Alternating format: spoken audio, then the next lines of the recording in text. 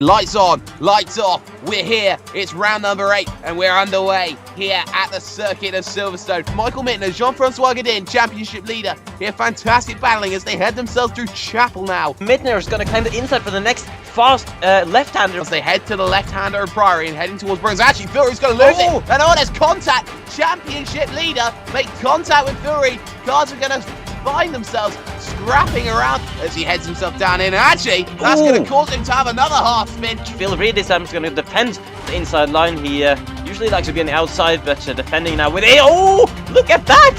Cross the beams. Hello there. Unbelievable move. It's a fantastic battle, nevertheless, to the inside. Phil Reed, turn number 1, Cops corner. Not going to happen, but Christian Koch's going to run wider. Gunnar Nienhuis will only become the second driver to get 2 wins this season. Nienhuis to the line. Wins at Silverstone.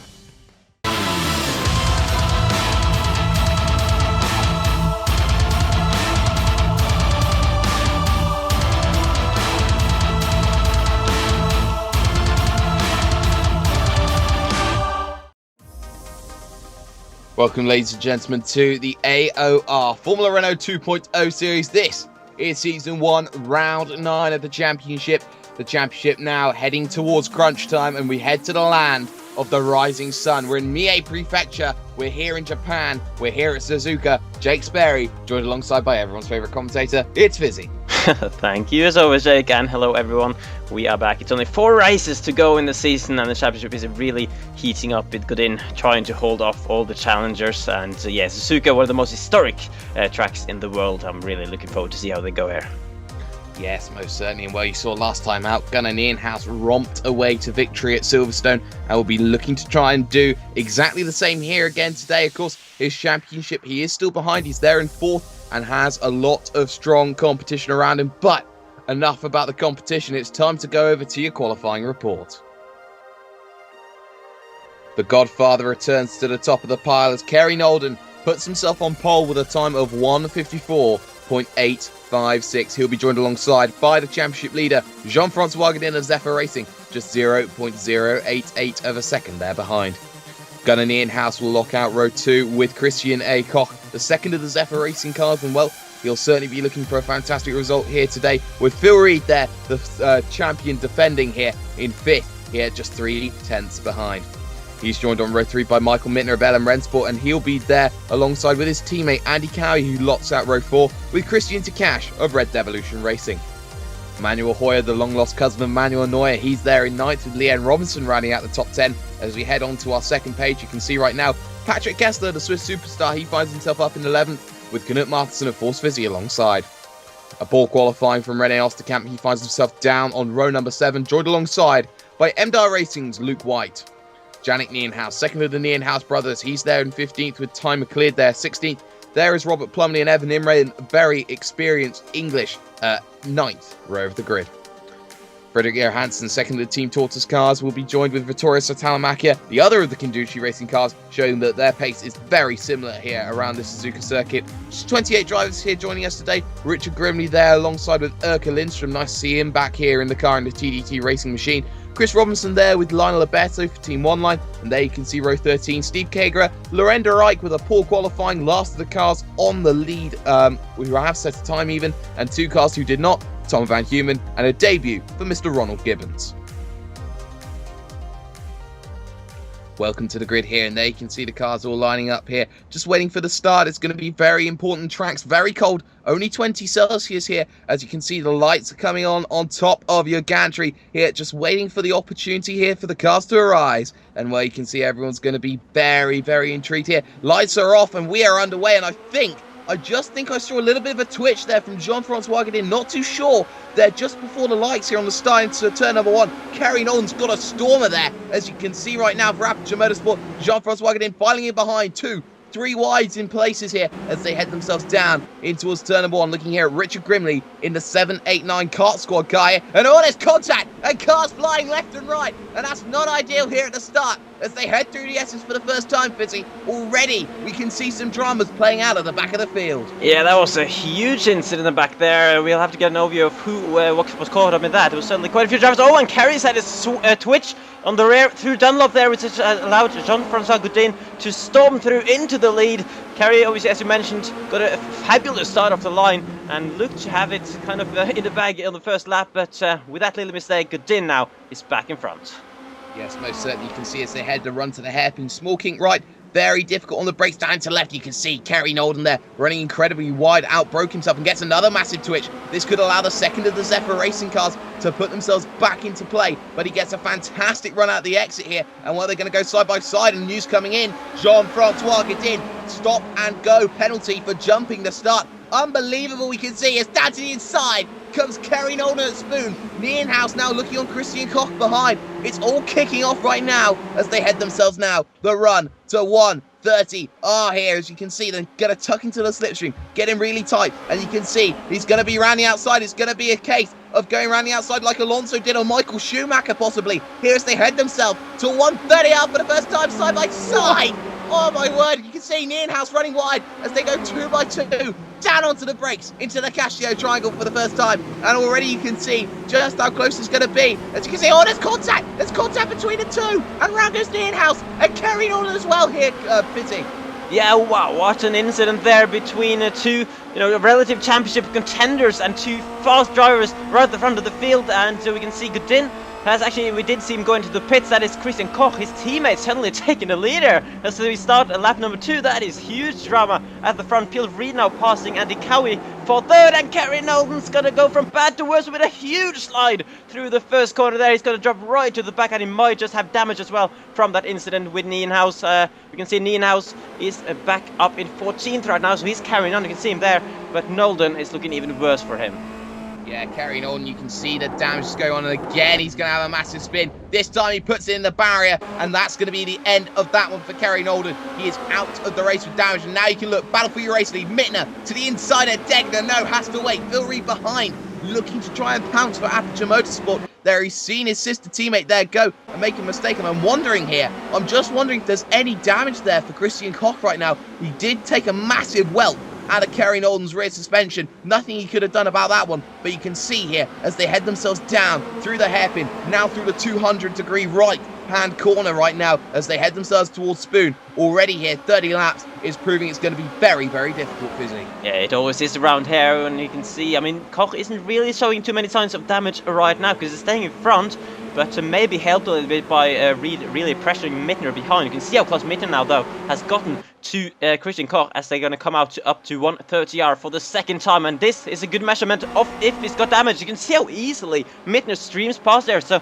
Koch might actually be struggling a little bit. You can see his rear wing actually a little bit bent, and Reed flies through as well just before 1:30. Koch has really been struggling there on the straight line and is down to third already. Yeah, there you can see down into the Casio triangle they come along there. Christian Koch is struggling right now here to stay on the leader's pace. That's not ideal at all by any stretch of the imagination here as they head themselves down the front straight away towards turns 1 and 2 once again. And you can see just how much he's losing out in the slipstream there. And you can see behind Andy Cowie here, he's going to be a threat here as he has to go defensive down into the right-hander there. They come along with aerial coverage. Phil Reed right now sporting that McLaren West helmet is doing a great job. Ty McLeod here with a fastest lap, 1:58 flat. He's showing everyone that he is not just some one-trick pony here, Fizzy. He is there, and he can set a fastest lap if so needs be. Yeah, it's good to see him kind of getting some positive news on the board for this season, because he's had a lot of bad luck and a lot of inconsistency, but we know he has a pace when he decides to show it, as we're now looking at Yannick Nienhuis, who ran wider there to Dunlop. He's allowed Patrick Kessler, I believe, to go through, and his brother as well, not fought that too hard.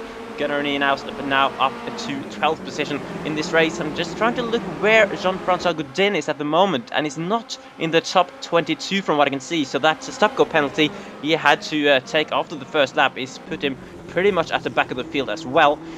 And Martinsen as well actually has dropped quite a few positions from where he started. I believe at least 3 positions down, so quite a bit of shaking up in the first few laps here.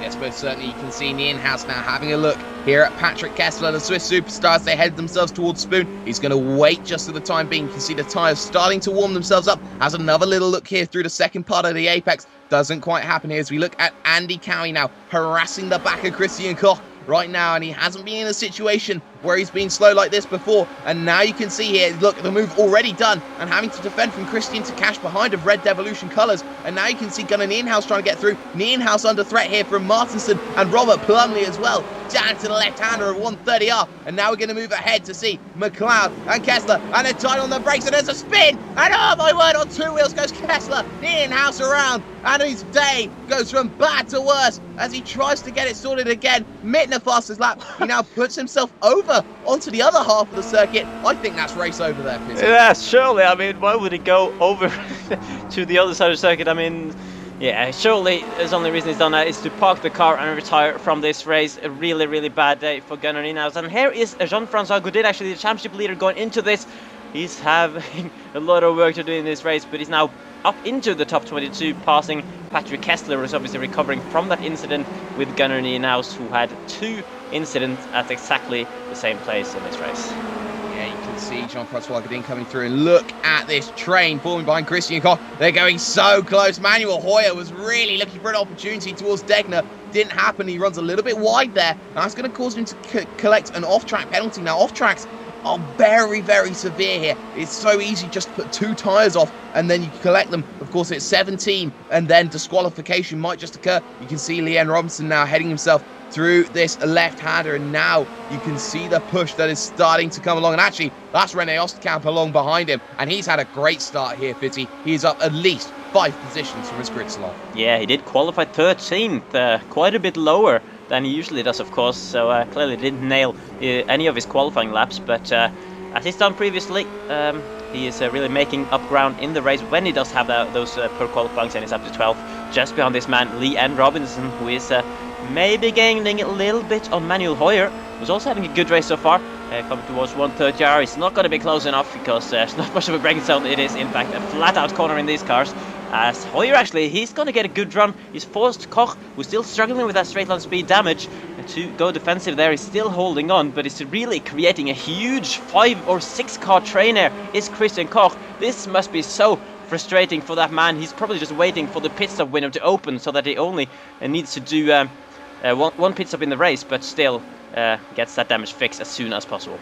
Christian Koch loses positions. They're side by side ahead. That's Takash and Cowie battle for your final spot on the podium. And I think Takash has just got himself through there. So Christian Koch falling like a stone down the field. Fastest lap was just set by Michael Mittner there. He's looking to break away from Phil Reed, and it's looking decisive at the moment. So LM Rennsport leads here, and how crucial is that for Michael Mittner in terms of the Drivers' Championship right now? And also the Constructors, because LM Rennsport are up there really fighting. You can see the gap here, just about a second as he heads through Degner 1. Here you slow it down and slow it down once again into Degner 2. Just use the curb, bring yourself around, and well, pit stop window, we're looking at anything here, Fizzy, from about laps 12 to 20 here. So a wide pit stop window, but most guys are going to try and go as late as they possibly can.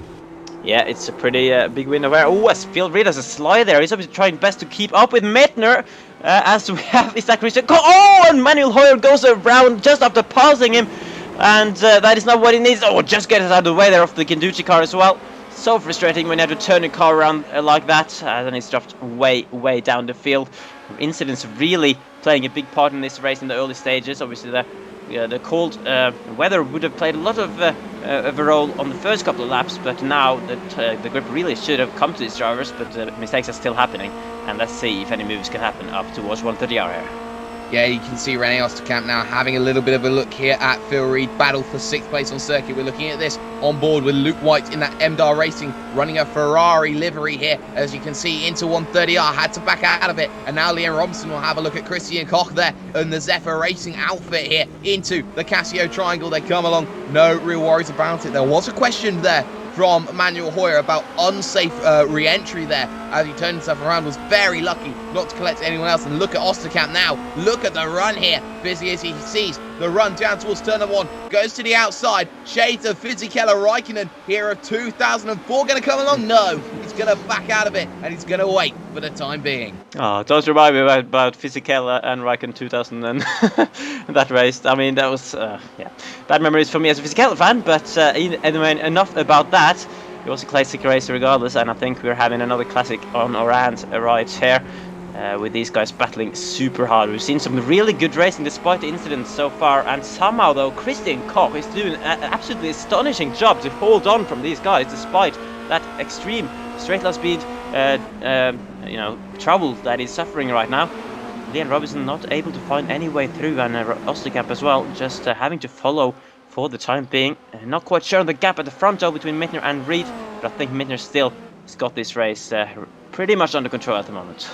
Yes, they can see just how tight they run themselves down in towards that hairpin, and now you can see Timer cleared there, and also Jannik Nienhuis starting to pull themselves onto the back of this one. We're going to look here from Jannik Nienhuis's perspective right now here as they head themselves down towards Spoon here on lap 6 of 30 here into the left-hander double apex, and Ty McLeod makes a mistake, turns himself around, and oh, he's collected Martinsen, who'll go for a roller coaster up and over. We said at Donington that Osterkamp and Takash had a massive one. Well, that one is of the same proportions, and that one has surely ended the Norwegians' race and possibly the Scots as well.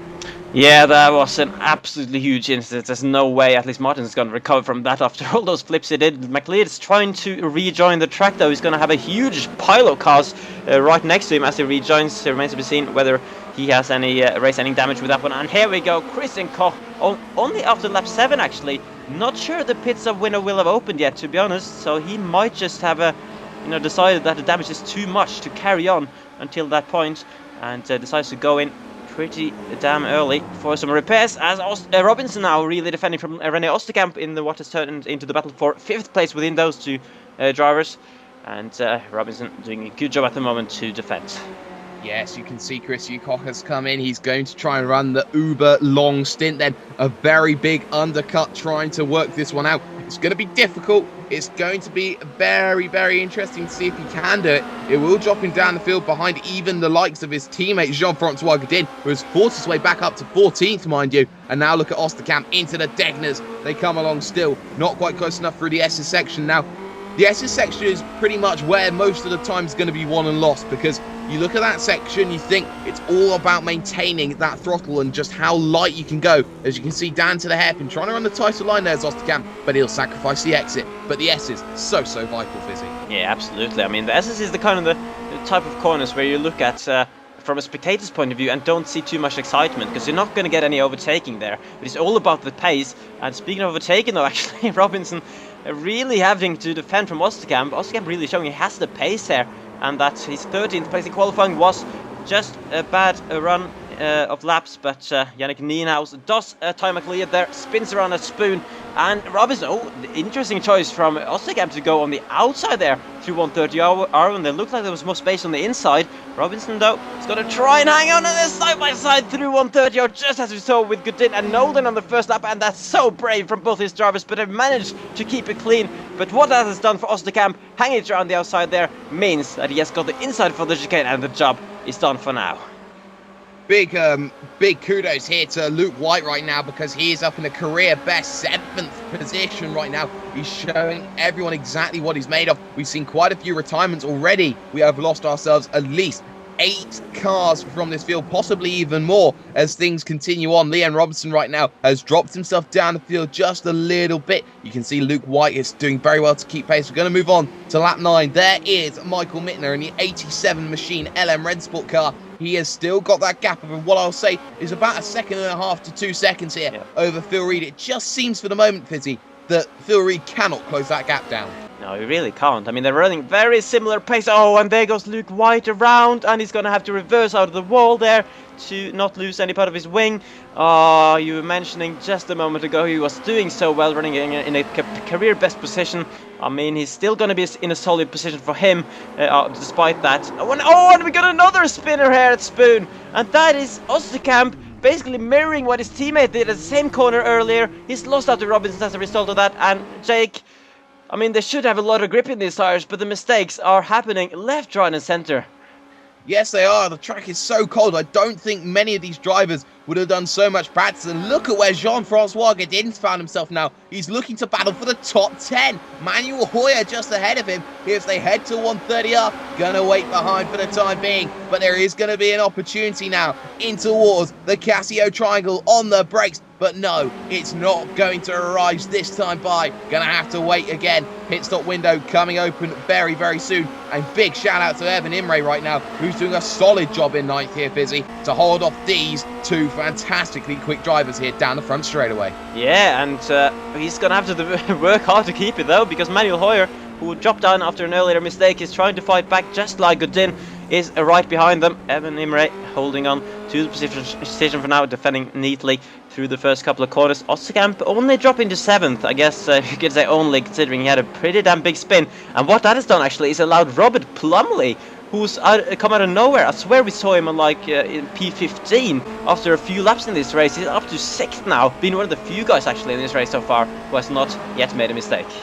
Yeah, Robert Plumley, a very experienced driver, using all of his wealth and knowledge in a multitude of cars here to put himself in a fantastic position. But look at these, this train of 5 just developing right now. You can see as they head through the second Degner, run to the hairpin. Manuel Hoyer has just been sat patiently in line. We're focusing on him at the moment here as we head ourselves down in towards the hairpin once again, and where you can see just for the time being just how desperate he is to find a way past the Scotsman. Not quite happening just yet, but you can see the run through 200R, now the run down to Spoon. It's just not close enough, and you know the slipstream trains are coming, and actually this might be the time Hoyer has a look down on the brakes, but no, the gap is covered, Fizzy. Yeah, Emre just noticing that he was not quite far enough alongside, closed the door completely as he turned into the apex there, but obviously he's not going to have too much of a slipstream. He's got his teammate ahead, but not quite close enough to get good amount of slipstream. But the side-by-side behind him, Godin getting a great exit, but not quite managing to get alongside. Oh, speaking of alongside, oh, that's so close there as Hoyer almost managed to hold it on the outside of Imre there. But somehow, Imre still holding on from this group behind him. And wow, how long can he do this for, Jake? How long can he do it for? That's a very important question. I think he's got a worse run out of the Casio triangle. And well, we could go 3 wide here. We're definitely going to go 2 wide. And here comes Jean-Francois Godin trying to thread the needle 3 wide. Oh, he gets close. But no, it's not going to happen. Oh, and Manuel Hoyer's going to have to run wide. There, he ran out of room. And well, you can't blame them right now. 3 into 2 does not go very well. And now he loses the position. Has to work so hard to get that effort back again. And now, Jean-Francois Godin here, Fizzy, has the initiative through the S's section. He really has, and it was an interesting incident that, because Godin looked like he was going to make it 3 wide, but going down into the middle, but he actually backed out of it before, or like through the braking zone. But yeah, Imre and Hoyer just kind of moving into the same piece of track a little bit, which get him slight contact on the tires and forced Hoyer to go wide, dropping that position. So I don't think too much is going to be said about it. A racing incident is probably what will be the verdict on that one. But that has allowed Godin to move up another spot into the top 10 after being way outside, you know, well down the field after his stop-go penalty. But you gotta have to say that he has the pace to work his way through even more positions in this race. Cars not too far ahead of him. So he's looking like it's a very, very strong comeback drive for the championship leader. Yes, most certainly. You can see right now just how important it is just to stay calm, to do it one at a time. That is so crucial with Jean-Francois Godin right now. He doesn't have to think about making these banzai moves left and right. You can see behind Luke White now trying to make his own recovery here on Manuel Hoyer. They're going to go side by side in stereo, Noah's Ark. Down into 130R. Godin makes his move, and I believe, yes, Luke White gets himself through as well. He puts himself now up into 11th. Godin now up to 9th. It just seems to me here, Fizzy, that Jean-Francois Godin is just trying to make these moves as quickly and as effectively as possible. The pit stop window is now open. Cars can come in and now start to make their stop. But look at Manuel Hoyer. He's not done right now. He's going to be in a position where they're going to remain side by side. Yeah, it's been so much side by side this race. And Luke White and Manuel Hoyer still going at it here into turn 1. Is Hoyer going to try to hold it around the outside? He is, but Luke White just has the shorter route to the exit and holds on to that one. But Hoyer's got a great and run there. And they touch! Hoyer and White have both got off the track there. Hoyer's going to try to rejoin. He's going to lose position. Where is Luke White? We can see him there off in the gravel trap, Jake. I don't know what you thought about that one, but that I feel like Hoyer might just have turned in on wide there a little bit. Yeah, you have to say he was trying to give racers room being absolutely nothing at all. And in the end, it all ended like a toddler's tantrum. It ended in tears. And now you look at this, it's just given the initiative back to Team Tortoise now, who have both their cars inside the top 10. Lap 15 now of 30, halfway distance. This is Phil Reed heading into the Casio Triangle right now. A little bit of traffic up ahead of them. That's not going to be ideal, but you can see heading into the right-hander, that's Ronald Gibbons right now here, who's going to probably have to give way here for the first time in his debut race here. It's not ideal. I think you can see just a little bit of damage there on his car. I'm not quite too sure about that, but through will go Phil Reed, and surely now you have to say Michael Mittner. You can't see him in the same frame, so he is out and surely away. Yeah, Michael Mittner looking very good right now. It's going to be the trademark of many of his wins in this league, that, you know, he tends to really pick up on other people's incidents, and once he gets a little gap out in front, he doesn't look back and just coasts home to get the win. And it's looking like another one of those impressive drives for Michael Mittner here today, as Hoyer is going to try to make the move on Patrick Kessler. He's going to have to recover once again in this race. It feels like Hoyer is on an eternal comeback drive here, and every time he gains a few positions, he drops them back down. And it might not be over with Kessler yet, because he's going to get a fantastic slipstream into 130R. Hoyer going defensive this time. Can Kessler be brave? It's incredible how much passing we've actually seen through 130R, considering the nature of the corner and how fast it is. But yeah, this time not another overtake. Kessler stays behind in 16th, behind Manuel Hoyer. Yeah, you have to say Manuel Hoyer scored a couple of own goals right now here as he looks to try and sweep his way back through the field. And well, you have to say Michael Mittner, well, his very first race win did come after opportunity. Of course, the famous Govan Gate incident. Govan Kini did come back to win that one, but got disqualified in the end. But now, the battle for third still technically going on right now. You can see Christian Takash, Red Devolution number 89 machine right now, behind Phil Reed by a considerable amount, but still has the gap over the driver of Andy Cowie in the 222 machine for LM Rennsport right now. Into the Casio Triangle comes the race leader then, into the right, into the left, and now the right, which is so difficult and understated here. It's so difficult to get the power in. Michael Mittner down into pit lane, first man to blink. He'll be one to come down past the yellow cones, get himself to pit lane. I believe Phil Reed has just followed him, Fisi. He has, and so has Christian Takash, as Andy Cowie is going to go through to temporarily take the lead for a little bit from his teammate Michael Mittner. So let's see if any shenanigans will be happening in the pit stops here. It's a very short stop in the box in these cars. So Mittner stopped, Reed stopped, Takash stopped. Mittner moves nicely out of the way, well ahead of these two guys. Ooh, and Takash moves before Reed. This could be very interesting, and Reed moves very fast out of the box there. I don't know. Maybe, just maybe, that was speed on pit lane as well. We see the car go wide. I believe that's Manuel Hoyer once again, and that's not ideal. Lionel Alberto here trying to get himself around, and yes, that was Manuel Hoyer who drops himself another position. So his day's gone from bad to worse as he lets 3 through here. And well, you have to say he's going to have to try and fight back here on the one-line driver here as they head themselves down in towards 130R. We cut away to Phil Reed in the number 1 machine here, 5th place right now. And it's going to be interesting to see whether he does have that drive-through penalty as stated before. He will be kicking himself in his seat if he has. And well, it will be another case of a recovery drive if he has to. His season goes from bad to miserable. And they can see it here. Alberto has lost the position to Manuel Hoyer.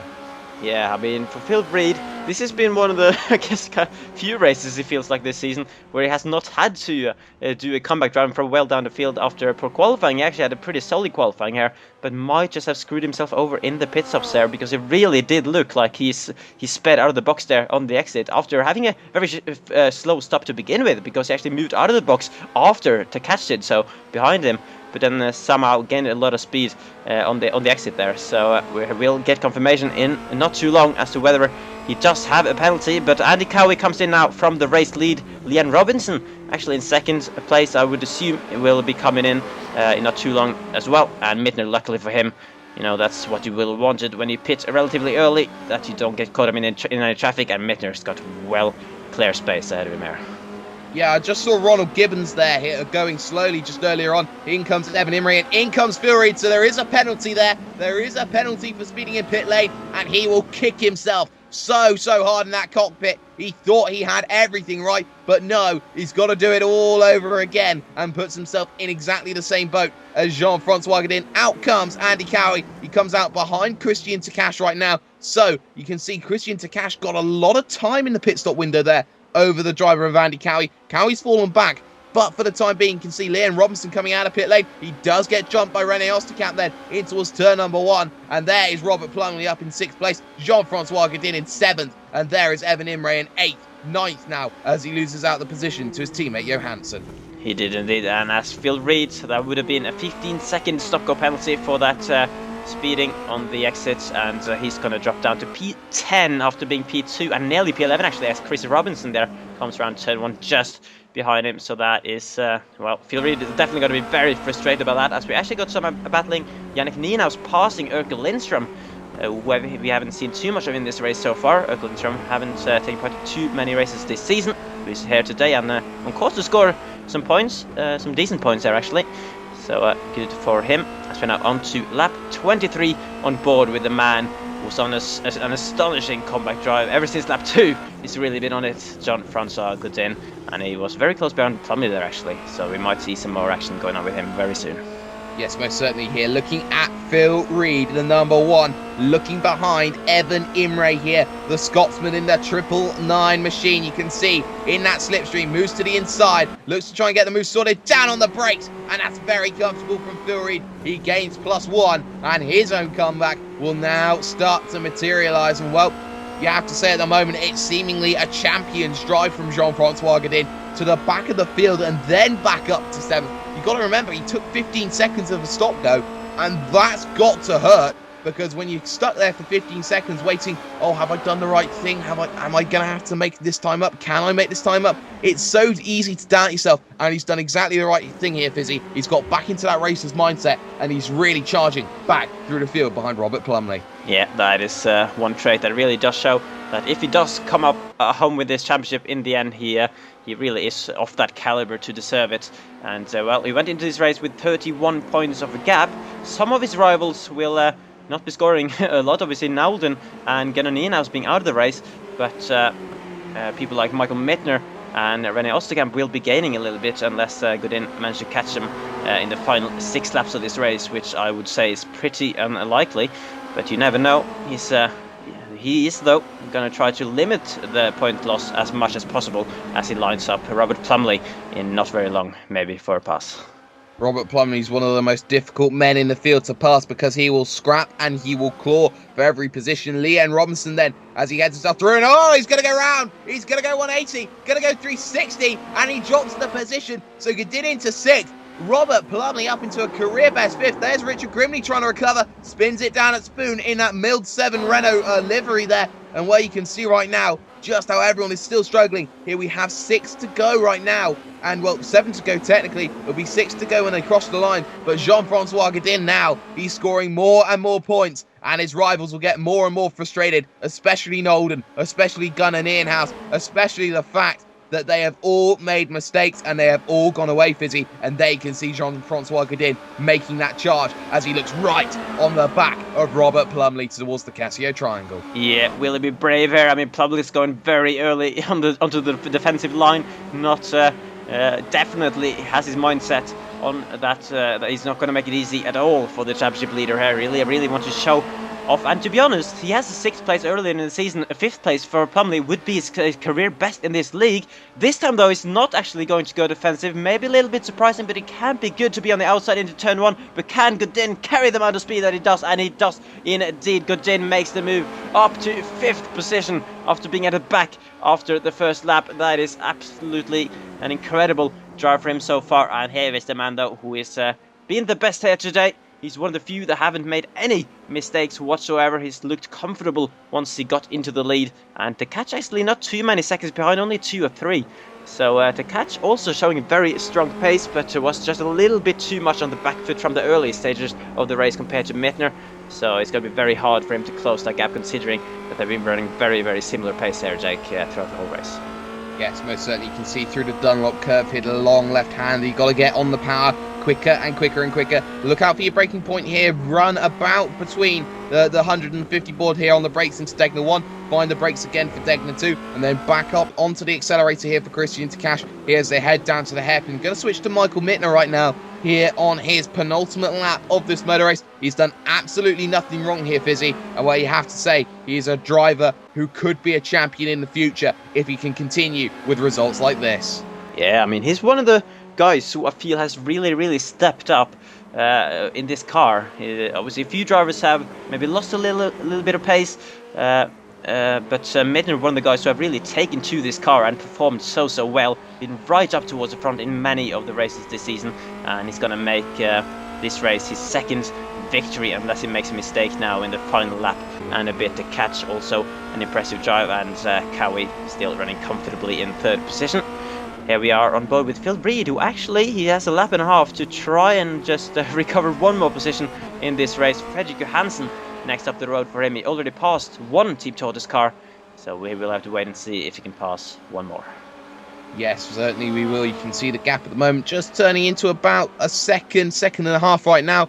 Very important here as they head down to Spoon. Johansson just not quite being able to break the toe here of the Iron Man charge of Phil Reed right now. There you can see Leanne Robinson here trying to chase down Robert Plumley here. This is the battle for 6th place on circuit. The final lap has started right now, so that's going to be certainly one to look out for here as they head themselves down in towards the Casio Triangle then. For what will be the penultimate time, and for Robert Plumley, a career equaling result here will be fantastic. There is Jean-Francois Godin, and what a recovery he's been having here. He'll start his final lap, and he will look to be the best that he could possibly be. He did make the mistake earlier on, and we thought that was going to be a championship deciding incident. But no, he's recovered, and he has recovered so well. But this is Michael Mittner right now. Heads himself down in towards Degner 1. On the brakes again, down to Degner 2. Looking at Christian Takash, who has started to back off the pace a little bit. And I don't blame him. He knows he can't get the win. He knows he's got a buffer to second. He can relax for this final lap, as we can see crossing the line. Looking back here to Phil Reed here, in towards the S's section, the curver S's. And now you can see into the left here, the second part. And here's the right-hander here of what is yet another corner heading towards Dunlop. And still, that gap is not quite materializing for him. There you can see all the way over to that right-hand side curve as we look at Jean-Francois Godin in the number 5. Down in towards the hairpin. And whoa! He's got around 90 degrees. And he's going to have to reverse the car. And he is going to have to lose some positions. He loses 1, he loses 2. A rare mistake then from the French-Canadian. And he drops himself behind Plumley, behind Leanne Robinson. And now Robert Plumley in the career best position that we all thought he might get. Takash heads himself through 130R, which means Michael Mittner is heading himself through the Casio Triangle and doing everything he needs to do. One more corner for the Austrian, who picks up his second race win of the season. And what a race win at Suzuka for the man of LM Rennsport. It will be Takash who will come home in second, and third place for his teammate Andy Cowie. The constructors are on fire here, Fizzy, but who thought Jean-Francois Godin would make a mistake like that on the final lap? Yeah, that is very surprising. That's the first mistake he's made all race, considering, well, the other mistake he made in the race was before the lights even went out. So that's going to be very frustrating for him. And that means, of course, Plumley is going to come home in his career best result for the second time this season with 5th position. Robinson holds on from Godin. Oh, and Phil Reed is going to be very close to Johansson. Can he get enough slip to him? No, he cannot. They've already crossed the line. It would have been better if this was the finish line, because that would have made it even closer. But Johansson just about holds on to 8th position from Phil Reed, who actually set the fastest lap there on the final lap with 155.3. So he's going to get that bonus point in the bag at least. So something to be happy with. And Imre gets the final position in the top 10. Chris Robinson not too far behind in 11th there. And then there's a pretty big gap to Yannick Nienhaus in 12th position as the rest of the field now is coming through. But yeah, that was a very interesting race, and maybe one where Michael Mittner can kind of bring himself back into the championship fight with Godin a little bit more. Yes, most certainly there. That is a revitalising win for his season here. As you can see, cars coming across the line. There is Michael Mittner, your race winner, and he has proven to everyone that he is the calibre of driver who can produce these sorts of results. And a fantastic result for Robert Plumley as well, who finishes off in a career best 5th position. But we can run you through now your classified results here from Suzuka and it's Michael Mittner who takes it with a clean race to boot, with a time overall of 58 minutes, 4 seconds, 0.197 there. He wins it by 4.1 over Christian Takash. Andy Cowie there finishes third with Rene Osterkamp fourth. Robert Plumley there finishing in a career best fifth for Knut Racing with Leanne Robinson behind. Jean-Francois Godin, despite all of that and despite the half spin, he still gets the clean race bonus because you only lose control and you get your instant points if you go a full 180. So great resourcefulness from him. It's behind Frederick Johansson there, 36 seconds off the pace, with the fastest lap setter, Phil Reed of Aperture Motorsports, ruining that speeding in pit lane. Evan Imre will round out the top 10 in that respect here as we look back onto the second page. Chris Robinson there finishing 11th with Jannik Nienhuis 12th. Ilka Lindstrom coming across the line 13th with Patrick Kessler 14th. Tom Van Humen is 1 minute 50 off the pace, last of the cars in the lead lap. Steve Kager and Lionel Alberto, other drivers there to finish, but a high attrition rate as Richard Grimley fails to finish. So does Christian Koch in the Zephyr Racing outlet there. Manuel Hoyer, also a driver who doesn't get to finish. Same for Roland Gibbons there. Luke White, timer cleared there. Knut Martinsen there, also involved in that incident. Kerry Nolden not happy with that one. Same for Santana Macchia. Same for Lorenda Reich. Same for Gunnar Nienhuis. It's all ended up in tears for those drivers, but we can get you some driver interviews, and joining us first is the man who finished up a race winner today, and that is Michael Mittner. In the commentary box now is your race winner, Michael Mittner. Michael, it's a race where everything that could happen did happen. You had the likes of Jean-Francois Godin jumping the start. You had the incident with Kerry and Gunnar involving Christian Koch as well. You got your way past Phil Reed early on. Just how were the opening laps for you, and how on earth did you push yourself through into the race lead so early on? I was very lucky today. Obviously, everyone in front of me was crashing out, and Jean-Francois had a jump the start, and so yeah, after lap 1 I was in P1, Phil Reed behind me, but he had also some mistakes, so the gap grew to about 3 seconds, and from that on it was just focus and bring it home. Yes, most certainly focus and bring it home. And of course, for you, Phil Reed in the pit stop window, he was pushing hard, he missed his pit box, and then he got a speeding penalty as well to boot. So for you, it was all about keeping calm and keeping the momentum forward. It's your second win of the season. How happy are you after this one? I'm very happy today, not only because I won, my teammate Andy on the podium as well. Big points for the team championship.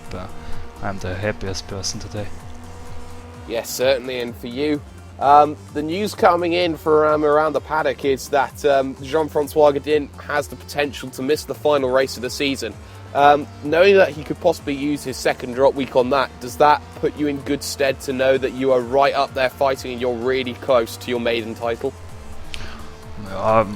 It's not much has changed, even when he missed the last race, because we have today, you see, I started from B5. Gunnar was faster, Kerry was faster, Christian Koch was faster, so maybe these guys found something in the car or have better pace now. So it's not my normal pace finishing on the podium, so I don't know, but I will try my best. And we still go to Brands Hatch, which everyone knows that this is one of my favorite tracks, so let's see what I can do.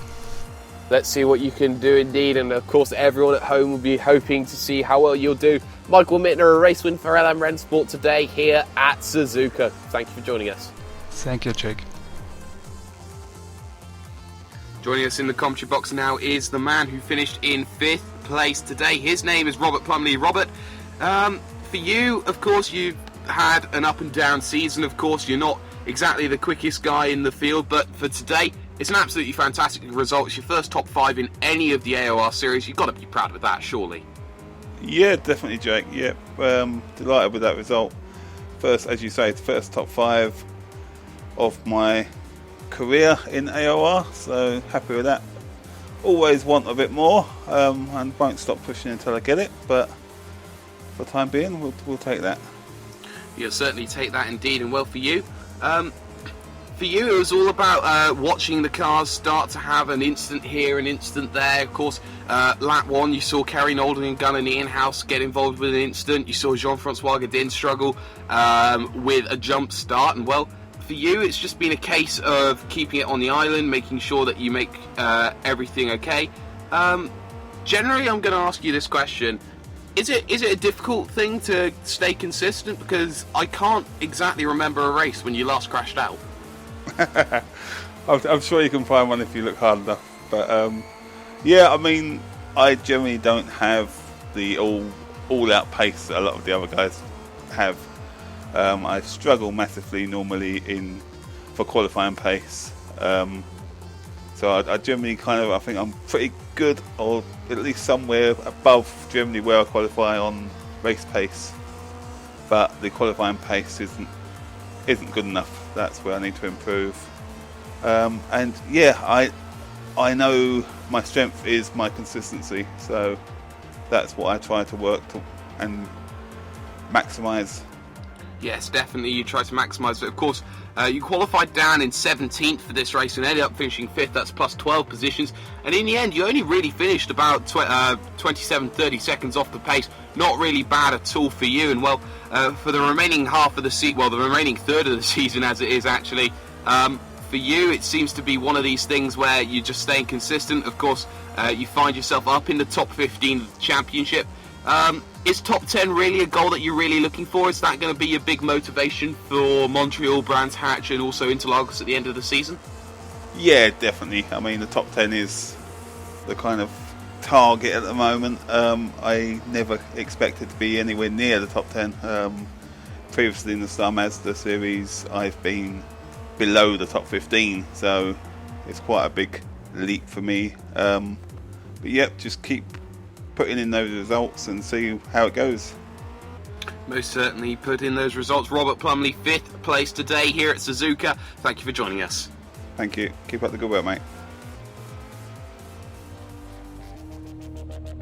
You can see the driver standings, and well, the gap does close between Jean-Francois Godin and Michael Mittner, but of course, Michael Mittner has more points to drop than Godin does at the moment, so he will start to fall himself further down the field. René Osterkamp there in 3rd, another solid result. 4th place, was very understated in what he did from 13th to 4th today. He retains 3rd in the championship with Andy Cowie. Fantastic result for him. He'll put himself there in 4th in the championship with Christian Takash behind.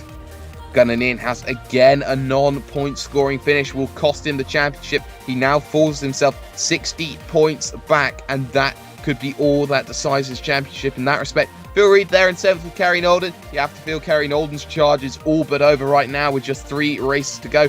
Fredrik Johansson and Leon Robinson, both of those two cars will be 9th and 10th respectively, with Leon Robinson still with many points to drop.